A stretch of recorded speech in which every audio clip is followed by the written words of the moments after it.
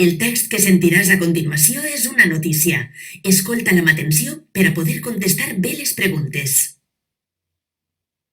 Els Ports reviuen la festa de la Sant Antonada amb un ambient festiu. Joan Carles Marcoval, Morella. La comarca dels Ports torna a viure al llarg d'aquests dies el cicle de les Sant Antonades, una de les festes més arrelades a la zona i que s'ha convertit en la festa d'hivern per antonomàsia. Les Sant Antonades atrauen cada vegada més persones i visitants d'altres llocs que volen viure la festa del foc purificador. Les Sant Antonades dels Ports duraran fins al 14 de febrer, quan la Todolella, el darrer poble que tanca el cicle de Sant Antoni, organitza la festa.